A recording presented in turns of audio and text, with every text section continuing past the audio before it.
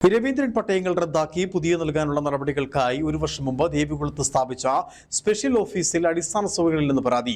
തഹസിൽദാർ അടക്കം 11 ഉദ്യോഗസ്ഥരെ ഉൾപ്പെടുത്തി ഒരു വർഷം മുമ്പാണ് സർക്കാർ പ്രത്യേക സംഘത്തെ നിയമിച്ചത്. എന്നാൽ നിലവിൽ ഈ കെട്ടിടം കാട് കയറി മൂടുന്ന സ്ഥിതിയിലാണുള്ളത്.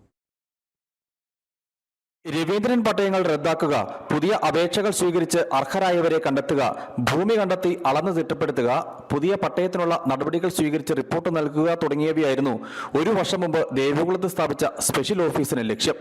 ദേവികുളത്തെ മിനി സിവിൽ സ്റ്റേഷനിൽ പ്രവർത്തിക്കുന്ന സ്പെഷ്യൽ റവന്യൂ ഓഫീസിനുള്ളിലെ ചെറിയ സൗകര്യത്തിനുള്ളിലാണ് പ്രത്യേക സംഘത്തിനും ഓഫീസ് അനുവദിച്ചത്. എന്നാൽ ഈ ഓഫീസിൽ അടിസ്ഥാന സൗകര്യങ്ങളില്ലെന്നാണ് പരാതി. ദേവികുളത്തിലുള്ള തഹസിൽദാർ ഓഫീസ് രവീന്ദ്രൻ പട്ടയத்துக்காக ആഫീസ് പുതിയ ആഫീസ് ഒന്ന് തുടങ്ങി. തഹസിൽദാർ ഹൗസിൻ്റെ അടുത്തുള്ള ഒരു ഓഫീസ് അത് കാട് പിടിച്ച് കിടക്കുകയാണ്. ഉദ്യോഗസ്ഥന്മാർക്കും അവിടെ പ്രവർത്തനം ജോലി ചെയ്യാനായിട്ടും അത്ര ഒരു വസതിയില്ല. ഇപ്പോൾ അതിനകത്ത് പട്ടയത്തിൻ്റെ ഉള്ള നടപടി നടക്കുന്നുണ്ടോ ഇല്ലാന്ന് ഇപ്പോൾ അറിയത്തില്ല. ഓഫീസ് അടച്ച് പൂട്ടി കിടക്കുക. നിലവിൽ ഈ കെട്ടിടം കാട് കയറി മൂടുന്ന സ്ഥിതിയിലാണുള്ളത്.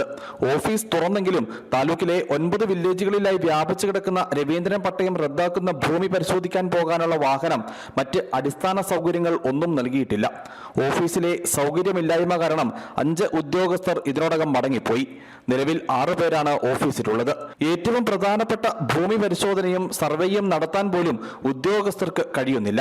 1964 ഭൂപതിവ് ചട്ടപ്രകാരം കൈവശ ഭൂമിക്ക് പട്ടയം നൽകുന്നത് തടഞ്ഞുകൊണ്ട് 2024 ജനുവരി 10 ഹൈക്കോടതി ഉത്തരവിട്ടതോടെ രവീന്ദ്രൻ പട്ടയങ്ങൾക്ക് പകരം പട്ടയം നൽകുന്ന പ്രവർത്തനങ്ങളും നിലച്ചു കിടക്കുകയാണ്. News bureau, Adimali.